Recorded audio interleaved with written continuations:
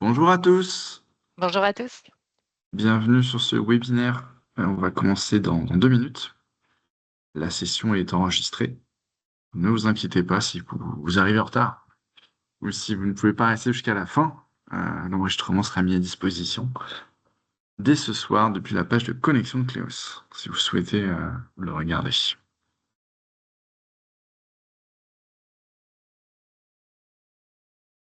Si vous le souhaitez, il y a un petit module Q&R, Q&R, en haut de votre écran, qui vous permet de nous poser des questions tout au long de la présentation. Donc, si vous avez des interrogations sur ce que Rebecca et moi-même sommes en train de présenter, n'hésitez surtout pas, on y répondra dès qu'on peut. Et si c'est sur des choses qu'on ne présente pas, n'hésitez pas, si on peut vous renseigner, on le fera.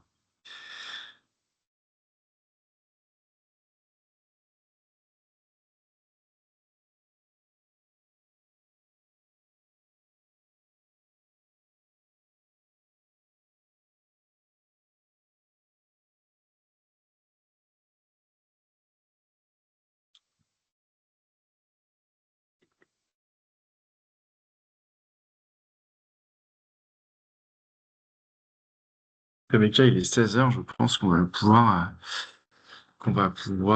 commencer. Oui, À toi. en effet. Donc bonjour à tous. Nous allons vous présenter les nouveautés de la nouvelle version 7.9.10 de Cléos. Ah, ah, j'ai loupé. Je j'ai un petit souci avec mon. T'as enlevé une slide? Non, non. Ok. J'ai. Est-ce qu'on voit le là dans la salle d'attente sur mon écran? Pas que les slides. En Tout est fait, bon, mais j'ai. Hmm. sinon tu quittes le mode plein écran. Oui, oui, oui. En fait, j'ai une fenêtre de Teams qui est devant mon écran et je peux rien faire. Est-ce que tu veux bien juste partager l'introduction le temps que je puisse résoudre ça? Merci beaucoup.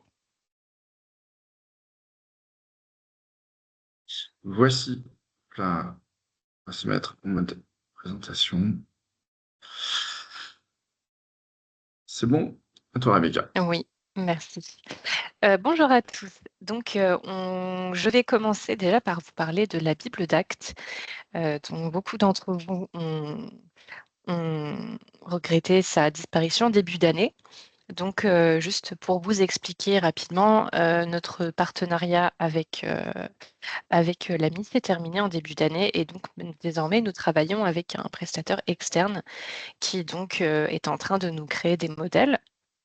Donc nous avons un certain nombre de modèles en ligne que vous verrez dans la prochaine slide et donc tous ces modèles connaîtront des mises à jour continues et nous ajouterons des modèles tous les mois. Donc pour l'instant, nous avons 19 modèles avec quelques-uns qui vont arriver d'ici 1 ou 2 semaines grand maximum. Notre objectif, c'est d'arriver à peu près 50 modèles d'ici la fin de l'année 2025.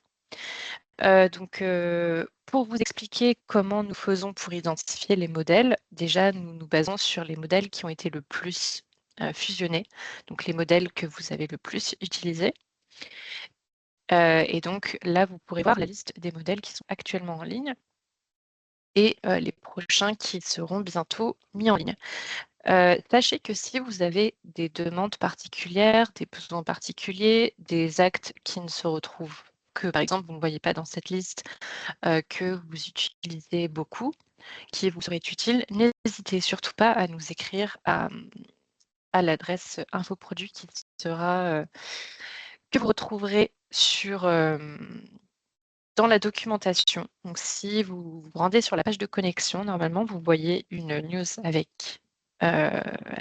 concernant le lancement de la nouvelle Bible en 2025 et vous trouverez une documentation donc avec la liste des modèles disponibles, mais aussi comment utiliser les modèles d'actes et aussi comment les importer si besoin. Et là, vous avez une adresse où vous pouvez nous faire part de vos besoins. Vous pouvez également nous faire part de vos besoins dans le petit module Q&A qui est juste au-dessus que Guillaume a mentionné.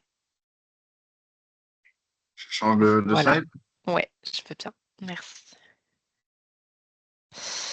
Donc, nous allons vous faire une démonstration de plusieurs, donc des nouveautés qui sont contenues dans cette version. Donc, je vais commencer notamment avec des améliorations sur le BCP et sur le à suivre. Donc là, je vais partager mon écran. Hop. Est-ce que l'on voit bien mon écran? On voit le PowerPoint. Oui. Hop. Eh bien, donc, j'ai dit, nous allons commencer par donc, le bordereau de communication de pièces. Hop. Pardon. Donc, on a plusieurs améliorations qui sont contenues pour le BCP. Donc, vous avez déjà un choix de format de numérotation des pièces que vous pouvez personnaliser. Vous pourrez sous-numéroter les pièces du BCP sur 4 niveaux. Vous pouvez désormais avoir plus de 9 sous-pièces et vous pouvez réorganiser les pièces par glisser-déposer. Donc ici, si je vais dans un dossier, je vais dans mon bordereau de communication de pièces. Voilà, très bien. Donc ici, comme d'habitude, je rajoute mes différents documents. Donc pour rappel, vous pouvez rajouter également des emails, des PDF, des documents Word, des images, etc. Hop. Voilà, c'est très bien. Donc je vais ajouter mes documents que vous voyez dans la liste qui est juste ici. Donc déjà, première chose, vous avez ici un bouton qui s'appelle format de numérotation. Donc ici, par défaut, ça fait 1, 2, 3, 4, etc. Mais si vous souhaitez, au niveau 2, 3 et 4, vous pourrez avoir des numérotations différentes. Donc si vous souhaitez par exemple des grands 1, ensuite des grands A et ensuite des petits ABC. C'est tout à fait possible. Donc si je suis ici, que je clique sur la prochaine pièce, ici, si je clique sous pièce, donc j'ai le 1.i. Et ici, ce sera pareil. On retrouvera la numérotation avec le format que vous avez choisi.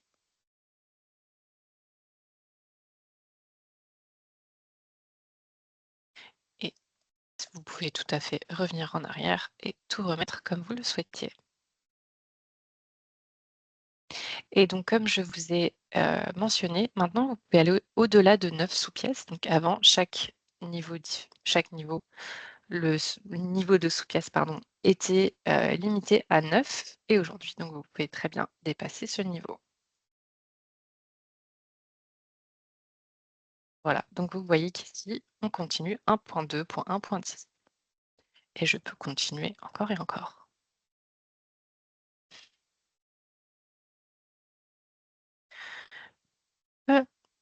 Ensuite, vous pourrez tout à fait aussi glisser-déposer des pièces pour qu'elles soient à des endroits, sur un ordre différent. Cependant, attention, ils garderont le niveau qui leur ont été attribués. Donc ici, je ne peux pas déplacer le document parce qu'il n'est pas du même sous-niveau.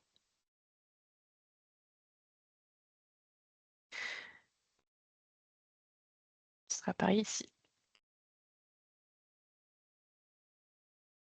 Est-ce qu'il y a des questions pour l'instant? Oui, une première question, peut-on ajouter dans le BCP des fichiers de type Excel? Alors, il me semble, Pas j'ai encore. un petit doute, mais il me semble que non, pas encore. Pas encore, mais c'est effectivement quelque chose qu'on Oui, souhaite mettre en place. oui, On a ajouté les fichiers mail récemment, mais oui, les fichiers Excel ne sont pas encore gérés. exactement. C'était tout pour les questions? Oui, oui, c'était la première question. OK, très bien. Eh bien, si on n'a pas d'autres questions, je vais passer donc à la suite. Donc nous allons passer au à suivre. Donc on va voir plusieurs choses. Déjà, vous pouvez désormais envoyer un à suivre à un groupe de membres du cabinet et vous pouvez personnaliser les actions pour chaque cabinet. Donc vous pourrez ajouter une action, modifier ou supprimer une action.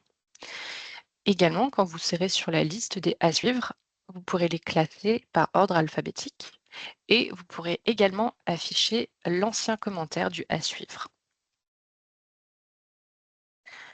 Peu- Donc je n'ai plus besoin de mon BCP. Donc ici, vous avez donc la section à suivre qui est bien fournie. Et désormais, si vous cliquez sur l'en-tête d'une colonne, vous pourrez les classer par ordre alphabétique. Donc ici, une petite flèche vous indique s'il s'agit de l'ordre alphabétique croissant ou décroissant. Vous pourrez faire la même chose pour le titre, pour la date de création, pour le nom de la personne qui l'a créé. Donc ici, l'ordre est par rapport au nom de famille. Donc R, puis L, si c'est décroissant, et T, puis L, etc. Si c'est croissant, vous pourrez le faire en fait sur quasiment toutes les colonnes. Celles où vous ne pourrez pas, vous voyez que vous avez un petit symbole différent ici.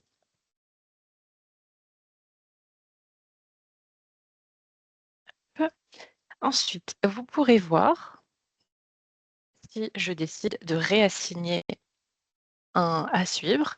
Ici, je vais voir le commentaire précédent. Donc, c'est le commentaire qui a été fait pour la personne à qui était destiné le à suivre précédemment. Donc, si un à suivre a connu plusieurs réassignations et donc potentiellement plusieurs commentaires, vous ne pourrez pas voir cela. Vous pourrez seulement voir le commentaire précédent, qui est juste ici. Ça vous permet d'avoir un petit peu plus d'informations par rapport à l'action qui a été effectuée euh, lorsque vous réassignez. Donc, si vous avez besoin de le renvoyer vers quelqu'un, vers votre collaborateur, vers votre associé, etc., par exemple. Et donc, comme d'habitude, vous pourrez choisir votre action. Il n'y a pas de question, je vais passer à la suite. Donc, Si, si, Rebecca, il ah, y a une question, mais une question qu'on n'a pas pu lire avant sur le BCP toujours. ah Quel d'accord. est, quel est le nombre maximum de sous-pièces? Avant, donc c'était 9 à un sous-niveau. Désormais, cette limite, elle a été augmentée. Ouais, Alors, normalement, la limite est de 99. c'est ce que j'étais, oui, c'est ce que j'allais dire. Il me semble qu'elle est à 99. Donc, j'espère pour vous que vous n'aurez pas besoin de faire des BCP avec 99 sous-pièces, mais on ne sait jamais. Voilà. Une liste qui est beaucoup plus grande. Donc, je vais passer à la suite pour les à suivre. Donc, si vous vous rendez dans vos paramètres, vous verrez donc, alors, j'ai un petit... Ah mince, il est passé où? Alors, j'ai un petit doute. Oui, non, pardon, c'est bien document email. Pardon, vous allez dans l'onglet documents et email et vous voyez qu'il dit, vous avez un nouveau sous-onglet qui s'appelle action du à suivre / paragraphe, selon la manière dont vous souhaitez l'appeler. Et ici, vous avez toutes les actions qui sont triées par type. Donc, vous pouvez avoir des actions différentes pour les documents, les emails, les mémos, les rapports téléphoniques et les liens si vous les utilisez. Donc ici, vous avez toute la liste et vous pourrez voir que vous pouvez glisser-déposer pour changer l'ordre d'apparition dans la liste. Donc lorsque vous créez un à suivre, pour l'instant, vous avez en premier à traiter, ensuite écrire brouillon, ensuite réviser. Mais si j'ai envie de changer l'ordre, ici par exemple, je peux mettre envoyer en deuxième position ou autre en quatrième position. Vous avez également un petit menu en 3 points qui vous permet de modifier ou de retirer une action. Donc par exemple, je souhaite retirer l'autre Et la voici retirée, tout simplement. Je peux également modifier. Et ici, vous avez une petite fenêtre qui s'affiche. Et par exemple, vous pourrez modifier et enregistrer.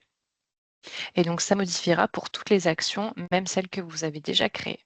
Donc, toutes les actions, tous les à suivre qui ont comme action à traiter deviendront à traiter d'urgence.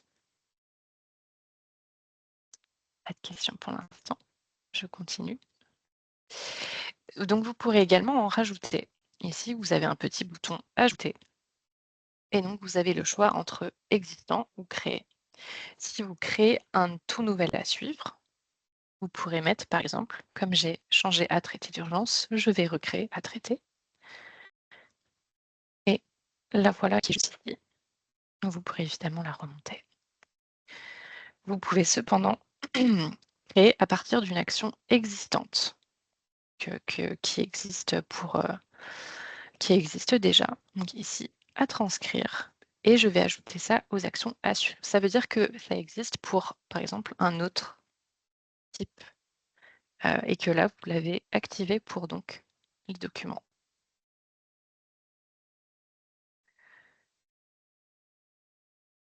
S'il n'y a pas de questions, eh bien, je vais redonner la main à Guillaume. Alors, ici, il y a des questions, Rebecca. D'accord, Ces modifications sont-elles pour tout le cabinet et pas que pour notre session? pour tout le cabinet. Ici, c'est donc les paramètres du cabinet, donc ça s'applique pour tous les membres du cabinet. Deuxième question, peut-on créer des actions personnalisées? Donc ça, il me semble que tu Oui, l'as voilà, présenté. exactement. Donc, si vous voulez vraiment complètement personnaliser à traiter, par exemple, vous pouvez, si vous avez des stagiaires, à donner aux stagiaires. Vous pourrez vraiment écrire tout ce que vous souhaitez. Et donc, si je vais par exemple dans les emails, eh bien, je vais pouvoir l'ajouter pour les emails, qu'elle existe déjà, et que vous pourrez créer une action par rapport spécifiquement aux emails aussi à donner aux stagiaires.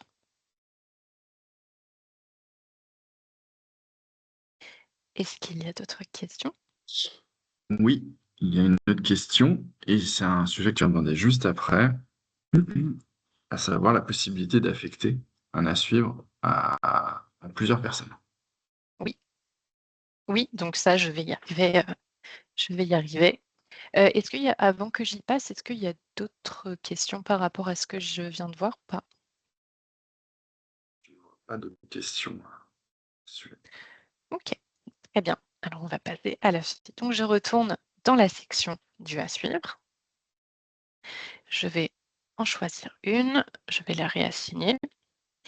Et ici, non seulement je peux la réassigner à quelqu'un d'autre, mais si vous descendez dans votre liste, vous verrez que que vous avez les groupes du cabinet qui apparaissent.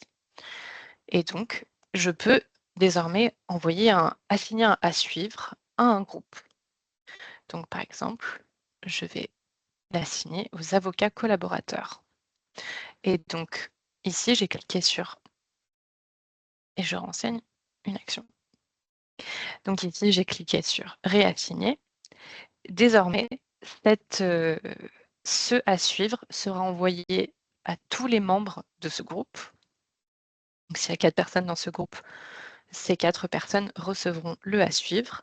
Mais lorsque une personne,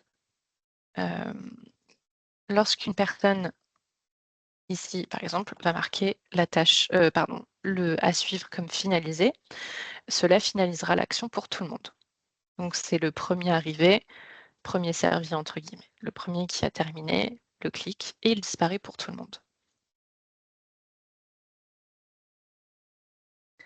Alors, peut-être que tu peux le montrer depuis la colonne assigner un, quand tu l'assignes à un groupe d'utilisateurs. Oui, c'est vrai, exactement.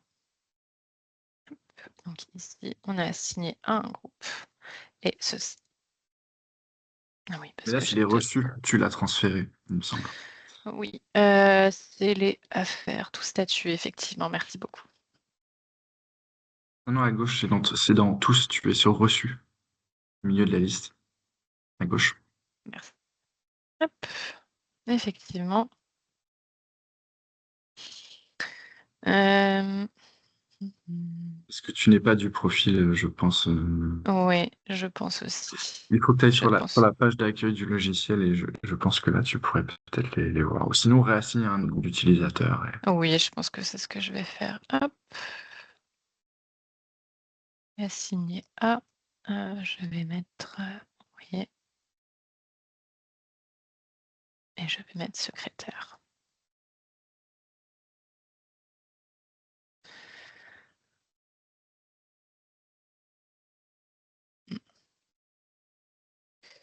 Je crois que je ne peux que voir ce pour les miens. Il y a des Ouais. questions, Rebecca, sur les groupes. Je vois qu'il y a Oui. beaucoup de groupes. Avant d'aborder la question de création des groupes, une personne nous dit, je ne vois pas les actions du à suivre dans mon Cléo. Si tu peux peut-être, s'il te plaît, remontrer comment accéder à la configuration.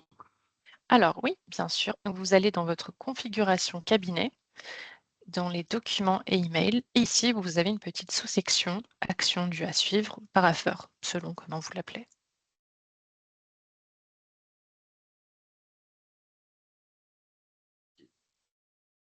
Et pour créer les groupes, du coup, créer des groupes d'utilisateurs.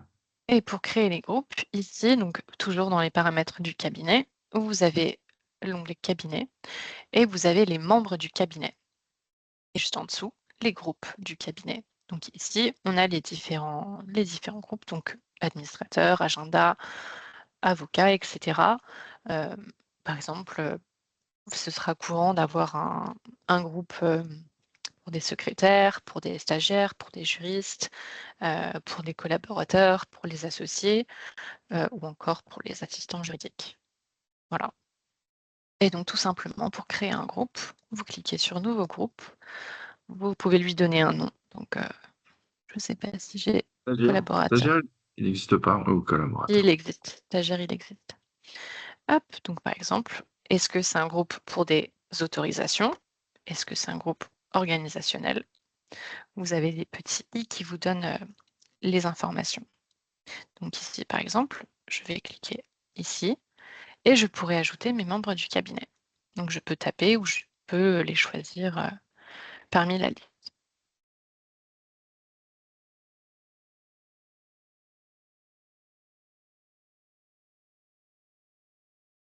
Hop, et le groupe. Donc ici, j'ai mon petit groupe et je peux toujours le modifier ou le supprimer après. Donc, quand tu fais un parapheur, désormais, tu pourras envoyer le parapheur au groupe collaborateur et toutes les Exactement, personnes dans le groupe collaborateur recevront le parapheur. absolument. Ok. Je te propose de passer à la suite. Il me semble que c'était tout hein, sur les améliorations Et de... il me semble, oui, que c'est tout. Et donc, je te laisse reprendre la main. Je repartage mon écran et je vais partir dans Cléos pour vous parler de la prochaine partie sur le PDF Manager. PDF Manager, donc, c'est le composant qu'on a mis en place pour modifier des fichiers PDF directement depuis l'application sans avoir besoin de sortir de Cléos pour couper des PDF, compresser des PDF, écrire dans des PDF, etc. Et on continue d'améliorer les fonctionnalités du PDF Manager selon les retours. Vous voyez, quand je sélectionne un PDF ici, puis la petite coche à gauche, je vais voir le bouton PDF Manager qui apparaît à droite, qui apparaît depuis les trois petits points.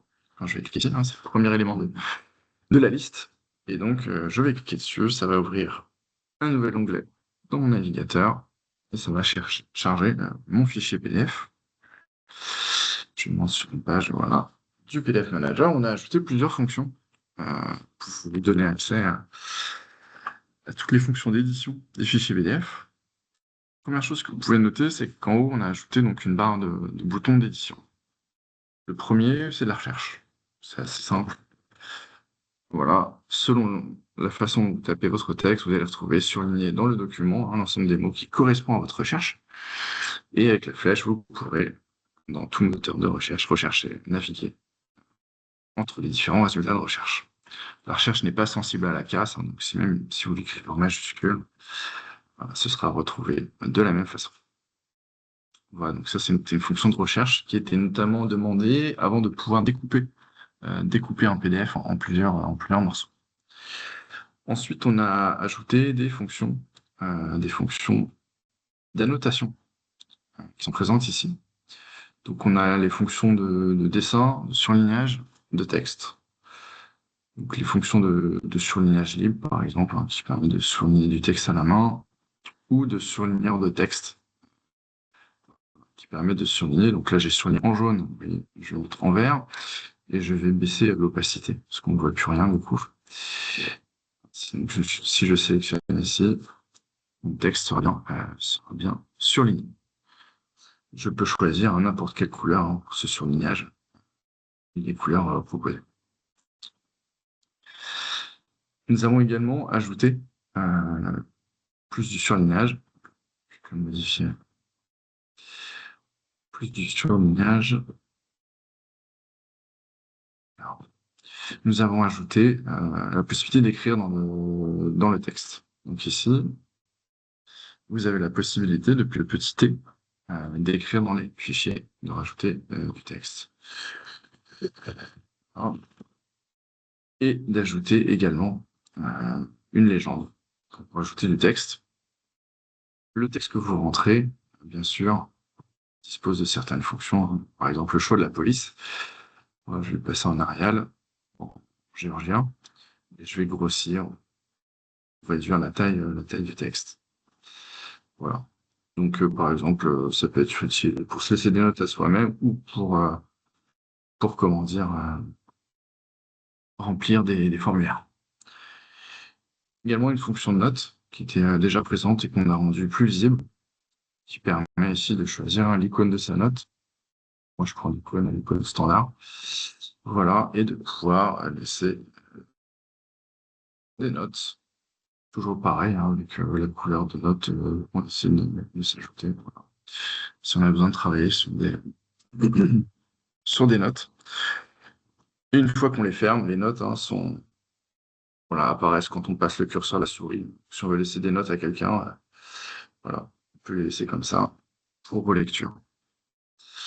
Et enfin, on a ajouté des formes, voilà. Typiquement pour faire des encadrés de texte, des lignes, des flèches, etc. Il y a tout un ensemble de formes qui sont possibles à ajouter. Voilà, donc ça, c'est les dernières améliorations hein, qu'on a vues sur le PDF Manager. Les prochaines améliorations qui vont arriver vont viser à améliorer la compression des fichiers. On voulait réduire le poids d'un fichier, par exemple pour joindre un mail ou rentrer dans l'RPVA. On va travailler sur une optimisation du taux de compression. Ça va être les prochaines évolutions qui vont arriver d'ici la fin de l'année. Et donc, une fois que votre PDF est enregistré, vous enregistrez une copie dans votre dossier en tant que fichier indépendant. Voilà pour le PDF Manager. Rebecca, est-ce qu'il y a des questions sur le PDF Manager, des remarques? Non, aucune question pour l'instant. Très bien. Du coup, je vais fermer la fenêtre du PDF Manager et je vais passer sur la suite. Je vais vous parler. Ah, je n'ai pas parlé des formulaires SAFA. Peut-être que je peux le faire rapidement. Si je sélectionne un formulaire SERFA vierge et que j'ouvre le PDF Manager, si ce formulaire SERFA l'autorise, s'il est en mode édition, eh bien, je vais pouvoir écrire dedans, me déplacer au moyen de la touche Tab. Voilà. Et ensuite, en enregistrant, le formulaire sera complété. Voilà. Donc ça, c'est un petit truc qui peut être utile pour certaines personnes.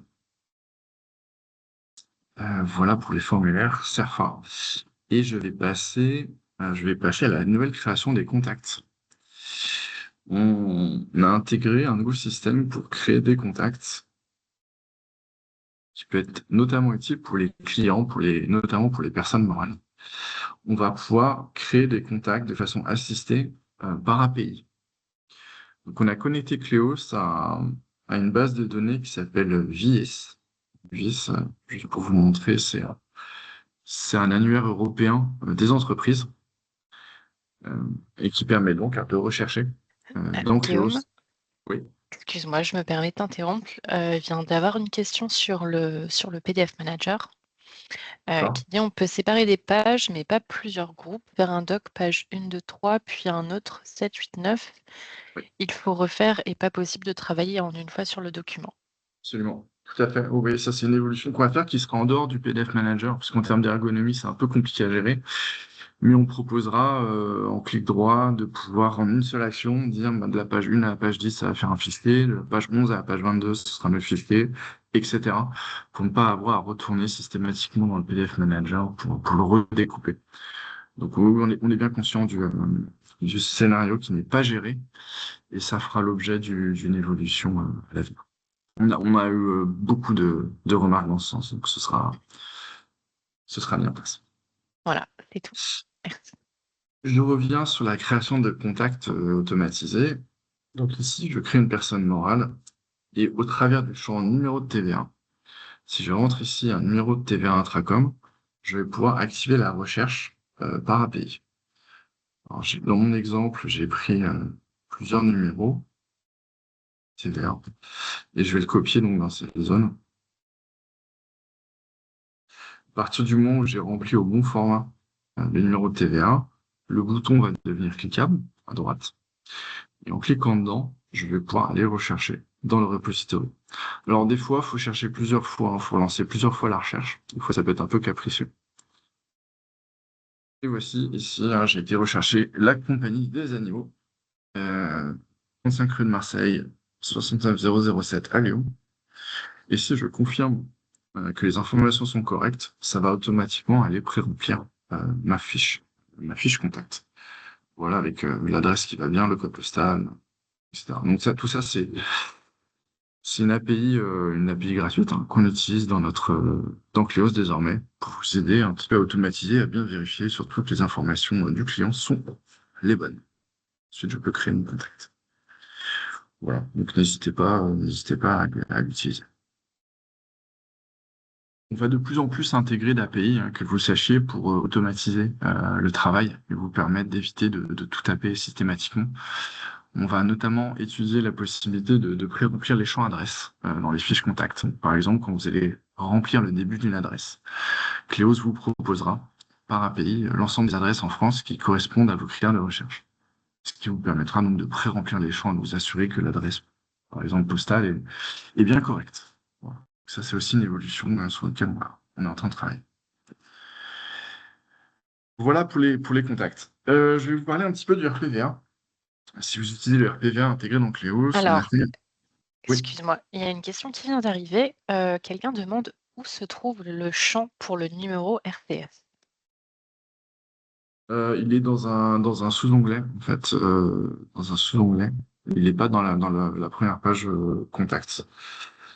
Mais on vous recommande d'utiliser le numéro intracom, du coup, qui comprend le numéro RCS, il me semble. Qui comprend le numéro sirène, c'est ça, qui comprend le numéro sirène. RTS. Oui, le RCS, il est dans un autre onglet effectivement, la fiche contact. Il n'est pas dans le...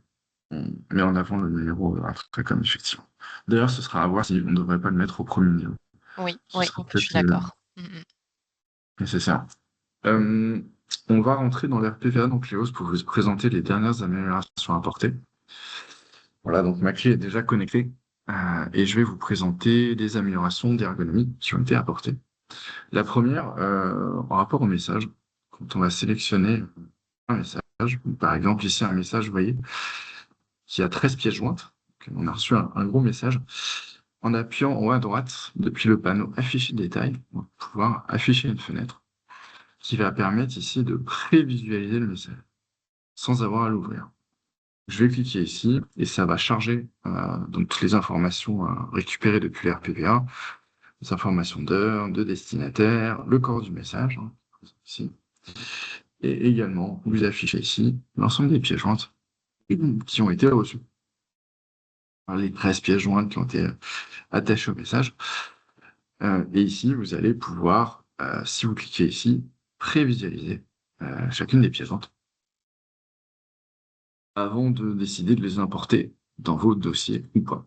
Voici la fenêtre de prévisualisation de la pièce jointe, hein, qu'on peut grossir, on peut rechercher, qu'on peut télécharger en local ou lancer à l'impression directement, ici en haut à droite. Et ça permet donc de vérifier que les informations sont bonnes avant d'importer le message et les pièces jointes dans mon dossier Cleos. Et ces mêmes fonctions sont désormais possibles depuis l'intérieur du message. Je vois ici l'ensemble des pièces jointes et quand je clique dedans, ça va également charger la prévisualisation des pièces jointes. Et pareil, je pourrais les lancer à l'impression et visualiser avant de décider d'importer les pièces jointes dans mon dossier. Voilà. Il y a une question. Ce serait bien une automatisation des fiches des juridictions. Pourquoi doit-on les saisir? Elles pourraient être préexistantes ou à rechercher quelque part. Tout à fait. Il y a une API qui est fournie par Open Data, par le gouvernement, qui permet d'avoir accès à l'ensemble des juridictions et à leur actualisation par les services de l'État. Et donc, c'est également une fonction qu'on réfléchit à mettre en place. La question, ce serait comment est-ce qu'on y donne accès? Je pense pas qu'il faille rentrer les 20 000 contacts de cette API par défaut chez tous les clients. Mais peut-être effectivement, quand on crée un contact, on pourrait créer contact type juridiction, aller rechercher toutes les informations de la juridiction depuis cette API. C'est également quelque chose qu'on a en tête, effectivement. Je vais vous présenter Alors, les années. hop, juste avant, quelqu'un demande, peut-on renommer les pièces jointes du RPVA avant de les importer? Non, on ne peut pas les renommer parce que, en fait, ici, pour vous expliquer, on est en lecture par API des messages du RPVA. Ils n'existent pas encore dans Cleos.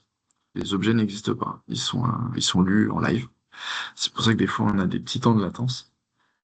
Et une fois qu'ils sont dans Cleos, l'objet est importé. Et là, à partir de ce moment-là, on peut le renommer, on peut le modifier. Mais on peut pas le faire, on peut pas le faire dans le RPVA. Voilà. Il faut l'importer en Cleos. Je vais vous présenter les dernières améliorations sur les audiences. Donc ici, je vais me rendre dans le tribunal judiciaire et à gauche, je vais me rendre dans la liste de mes audiences. Donc la première nouveauté, c'est une nouveauté de type ergonomique. On a rajouté le statut importé. Ici, sur la colonne importé, vous informez qu'une audience en particulier a bien été importée dans l'agenda Cleos. Là, je peux voir, par exemple, que j'ai deux audiences qui sont bien importées dans mon agenda et que toutes les autres ne sont pas encore importées. Voilà. Donc, ça permet visuellement de mieux réaliser l'état d'import de ces audiences. Et on a mis en place une nouvelle fenêtre pour vous aider quand on va appuyer sur le bouton trois petits points ici d'une audience. À partir du moment où le dossier RPVA est bien rattaché à un dossier dans Cleos, on va pouvoir vérifier les audiences importées, que vous voyez ici. Et cette fenêtre de vérification d'import des audiences va permettre pour un dossier d'afficher le statut d'audience, le statut d'import, pardon, de toutes les audiences de mon dossier. Vous voyez ici, pour mon dossier RPV1, avec le numéro RG suivant, j'ai deux audiences qui sont prévues, et aucune des deux n'est importée dans mon dossier. Et je clique ici, à droite, je vois mon agenda Cleos, et en vert, ça veut dire que je peux le créer dans mon agenda, que le créneau est disponible. Mais il n'y a rien je vois surtout qu'il n'y a rien de créé dans mon agenda, etc. Donc là, c'est le vendredi 19 septembre, et ici, c'est le vendredi 24 octobre. Et à droite, vous avez un petit bouton qui s'appelle Importer audience. Donc, je vais pouvoir cliquer dessus, et ça va pré-remplir la nouvelle audience. Je vais créer l'audience dans mon agenda, Cleos, et je vais ainsi pouvoir m'assurer que toutes les audiences prévues euh, pour ce dossier RPV1 sont bien importées. Donc, vous voyez là, le petit logo importé me confirme que l'audience existe bien dans mon agenda. Je vais faire la même chose pour la seconde audience pour m'assurer que je suis bien à jour de mon agenda pour ce dossier. Voilà, donc mes deux audiences bien importées, et je vois d'ailleurs qu'il y en a une qui est en conflit avec un autre rendez-vous. C'est pour ça qu'il apparaît en rouge. Je vais fermer cette fenêtre et je peux voir hein, que les deux audiences sont bien affichées en statut importé. Voilà. Ça, c'est tout pour les améliorations sur le RPVA. On a pas mal qui vont arriver hein, dans les mois qui viennent, notamment sur le statut des messages. Est-ce qu'ils ont bien été envoyés? Est-ce qu'ils ont bien été reçus par le greffe? Est-ce qu'ils ont bien été lus? Comme dans l'interface Libaro, le CNB est en train de nous donner accès en fait à un statut des messages qui va peu à peu remplacer les messages de type accusé de réception. Voilà, donc c'est une modernisation du système des AR qui sera déployée dans les semaines et mois qui viennent. Voilà. Une autre nouveauté qui va également arriver sur le RPVA à la fin octobre, ce sera la possibilité, depuis le RPVA dans Cleos, de créer automatiquement un dossier avec les parties rattachées depuis le RPVA dans Cleos. Ce qui vous évitera de devoir ressaisir les informations à la main et vous assurer que toutes les informations qui proviennent du RPVA vont bien pré-remplir vos dossiers et vos contacts. Ça, c'est les prochaines évolutions qui vont arriver. Qui pour le RPVA, je vais passer à la suite et je vais vous présenter un nouveau complément qu'on a déployé, un nouveau complément web pour Outlook. Il s'adresse d'abord aux utilisateurs Mac qui ne disposent pas d'un complément Outlook. En effet, l'ancienne version du complément n'était pas compatible avec Mac. Et grâce aux nouvelles technologies web, on a un complément qui est compatible à la fois sur PC et sur Mac. Si vous utilisez un Mac ou si vous utilisez une version, Office 365 d'Outlook sur votre PC, dans ce cas-là, vous pouvez installer ce complément. Alors, pour les besoins de cette démo, je vais vous partager ma boîte mail perso. Voilà, voilà. Et ici, vous voyez, je suis dans un Outlook et directement cette fois-ci dans le navigateur. En bas à gauche, je peux avoir accès à plus d'applications et je peux ajouter des applications. Quand je clique sur Ajouter des applications, je peux rechercher dans le store Microsoft Outlook des compléments. Et donc ici, je vais taper Cleos. Et en tapant Cleos, je vais me voir proposer le complément pour Outlook. Cleos compatible Mac et compatible avec les versions web d'Outlook. Vous voyez ici, Cleos for Outlook. Quand je clique dessus, j'ai une petite fenêtre avec une petite vidéo qui m'explique comment ça fonctionne. Et ici, je vais pouvoir cliquer sur le bouton en haut qui s'appelle Installer, hein, s'il n'est pas déjà installé, qui s'appelle Ouvrir, s'il est déjà sur votre session. Moi, c'est Ouvrir, parce que j'ai déjà installé ce complément. Donc, si vous souhaitez en bénéficier, sur votre version moderne Office 365 ou votre version web d'Outlook, vous pouvez déjà l'installer. Ou si vous avez un Mac avec Office 365, vous pouvez également en bénéficier. Et derrière, vous allez retrouver donc toutes les fonctions d'intégration d'Outlook. Par exemple, ici, juste pour vous présenter, je vais prendre un mail avec une pièce jointe. Voici. Quand je vais ouvrir mon mail, plein écran, je vais avoir à droite le bouton ici Cleos. En cliquant dessus, je vais pouvoir me connecter. Et je vais retrouver sur la partie droite mes dossiers récents. Et je vais pouvoir enregistrer mon mail dans un ou dans plusieurs dossiers d'un coup. Par exemple, si je clique sur multi-sélection, je vais pouvoir choisir plusieurs dossiers d'import. Pour les besoins de ce test, je vais le faire que dans un seul. Voilà. Je vais choisir le répertoire de mon dossier dans lequel ce mail va aller se ranger. Je vais ajouter ma description. Hein, et je vais décider, en cliquant ici, d'enregistrer la pièce jointe en tant que document indépendant. Et ensuite, il me reste à cliquer pour enregistrer le mail depuis mon Outlook en ligne dans mon dossier Cleos. Une fois que l'enregistrement sera effectué, vous aurez une confirmation, comme ceci. Vous aurez également une confirmation en haut qui vous indiquera que le mail a bien été enregistré. Dans le mail Outlook, il y aura un tag ici qui sera écrit enregistré dans Cleos. Et vous pourrez par la suite enchaîner avec d'autres actions, comme par exemple créer un rendez-vous dans votre agenda. Ceci dans le agenda. Vous pouvez également créer une audience, une tâche, joindre le mail à un à suivre dans Cleos ou réenregistrer l'email dans un autre dossier. Choisir un autre dossier et également enregistrer. Quand vous choisissez d'enregistrer la pièce jointe en tant que document indépendant, le document reste joint. C'est-à-dire que vous aurez à la fois le document en pièce jointe au mail et le document indépendant disjoint.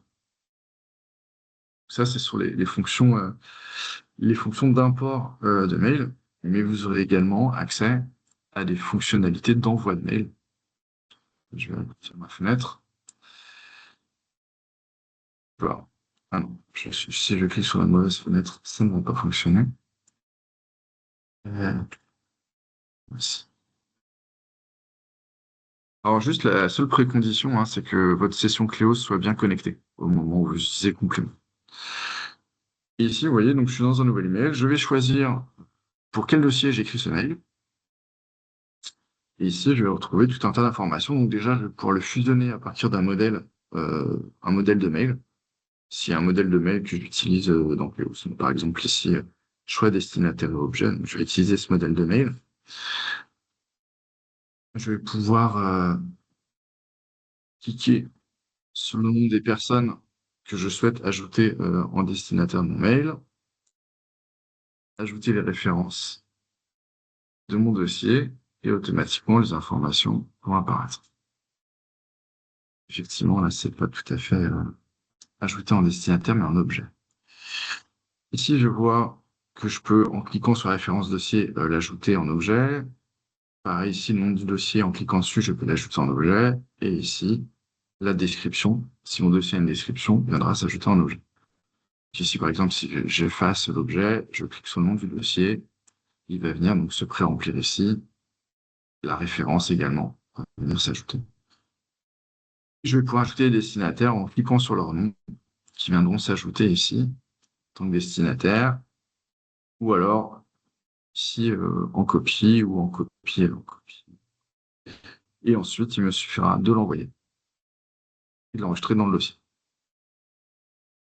Voilà pour les premiers scénarios qui sont mis en place pour ce nouveau complément web pour Outlook, qu'on recommande dans un premier lieu aux utilisateurs Mac ou aux utilisateurs PC qui utilisent les versions Office 365 d'Outlook. Oui. Et donc, on a une question. C'est donc un nouveau module à installer avec ces fonctionnalités. Donc, c'est un complément qu'il faut que vous téléchargez. Je ne sais pas si tu peux remontrer où. Oui, je vais vous montrer, mais c'est ici, hein. Donc à gauche, vous avez ajouter des applications. Si vous utilisez déjà l'ancienne version du complément qui existe, pour l'instant, ce n'est pas nécessaire pour vous d'installer ce nouveau complément. Parce que le complément ancienne technologie, on va dire, propose beaucoup plus de fonctions qui n'existent pas encore dans le nouveau complément. Et l'ancien complément marche toujours. Simplement, on prépare l'avenir, parce que dans les mois et années à venir, Microsoft ne va plus supporter la technologie comme des anciens compléments. Et donc, on est en train de redévelopper sur une nouvelle technologie le complément Outlook. Donc, c'est vraiment selon votre choix si vous souhaitez l'utiliser. Si vous ne pouviez pas en bénéficier avant, on vous recommande d'utiliser la version web qui va évoluer continuellement jusqu'à rattraper le scope fonctionnel de l'ancien complément. Voilà. Mais toute une communication vous sera faite en tout cas quand il sera finalisé. Voilà, donc ajouter des applications, et ici, donc, ça ouvre le store des applications de Microsoft. Et ici, depuis la recherche d'applications, il faut taper Cleos. Et donc, c'est Cleos for Outlook. Et en cliquant dessus, on peut donc installer le complément. Là, ce qui est intéressant, c'est que comme c'est une technologie web, il suffit de l'installer une seule fois, et ça va l'installer à la fois sur la version moderne d'Outlook, sur la version ancienne d'Outlook installée sur votre PC, mais également sur la version web d'Outlook. Donc, c'est un seul complément sur toutes les interfaces, si vous travaillez depuis plusieurs interfaces. Et ce qu'on souhaite mettre en place à l'avenir, c'est qu'il soit également compatible depuis la version smartphone d'Outlook pour enregistrer vos mails depuis votre smartphone dans Cleos. J'ai une remarque et une question. La question, est-il possible d'automatiser un courrier avisant le client de la nouvelle audience? Je- D'automatiser. ouais, mais je C'est-à-dire que, ne pense pas. c'est-à-dire que l'utilisateur n'a pas besoin d'appuyer sur un bouton pour que le foyer Mm, boucle tout seul. Je ne comprends pas vraiment. Ça peut être défini comme une tâche, j'imagine. Peut-être que mm, si on met en place le système d'échéance et de chaînage de tâches, on pourrait mm, programmer ce genre de choses, mais ça restera toujours une action de l'utilisateur, ouais. dans tous les cas. On Et travaille on sur les a, chaînages de pardon. workflow, on Mm, travaille sur les chaînages de workflow et le chaînage de tâches. Donc peut-être que c'est quelque chose qu'on pourra faire mm, automatiser, mais il y aura toujours une action de l'utilisateur, en tous les cas. oui. Et on a une remarque, l'ordre de Lyon ne veut pas qu'on utilise la nouvelle version d'Outlook. Bah, je comprends. Mm, Je comprends. Nous aussi, on ne sait pas l'utiliser, pour être très honnête. Mais les nouvelles versions d'Office 365 qui sont vendues proposent par défaut activer la version moderne d'Outlook. Et je crains que dans les mois et années à venir, Microsoft ne donne plus le choix et que ce soit uniquement la version moderne d'Outlook qui soit accessible. Et ça semble s'orienter dans ce sens. Voilà. Mais je comprends tout à fait. Tout à fait. Je sais qu'il y a des doutes parce que Microsoft s'autorise à entraîner son intelligence artificielle sur les courriers des clients. Et qu'il faut désactiver sur sa session cette autorisation qui se sont activées par défaut. Mais je pense que c'est pour ça que le barreau de Lyon a refusé l'utilisation du nouvel Outlook. Malgré tout, on a des utilisateurs qui veulent l'utiliser et qui nous demandaient à ce qu'un complément soit développé. Voilà. je ne vois pas d'autres questions. Très bien. Est-ce que tu veux que je revienne sur le PowerPoint sur mon écran ou est-ce que tu veux Oui, partager ton écran? non, bah, si tu veux revenir dessus, comme ça on évite de repartager 1000 fois. Donc, un dernier petit mot sur, l'assistant IA Cléos. Donc comme vous le savez peut-être déjà, nous allons vous proposer donc, de bénéficier de l'assistant IA des documents, pendant 3 mois. Donc, le début de cette phase bêta a commencé le 17 septembre. Donc progressivement, les cabinets ont pu, bénéficier de ce module. Donc ce sera pendant une durée de 3 mois, donc normalement jusqu'au 31 décembre 2025. Ce sera pour tous les clients en France et donc vous aurez un nombre de tokens limité, donc de jetons, donc où il y aura une limite sur l'utilisation, donc vous serez informés et donc à la fin de cette phase, ce sera automatiquement désactivé pour tous. Donc nous avons organisé un webinaire le vendredi 3 octobre de 16h à 17h. Donc nous allons, mettre une annonce sur la page de connexion pour que vous puissiez vous inscrire et bien évidemment, je mettrai le lien d'inscription. Donc ce sera un webinaire comme celui-ci, sous la même forme et où je vais vous montrer comment retrouver le le, le module, comment l'utiliser, comment il peut vous être bénéfique. Et donc, vous avez peut-être vu déjà, notamment dans votre partie documents de vos dossiers, un joli bouton AI Assistant. Donc, c'est le bouton de l'assistant pour l'instant des documents.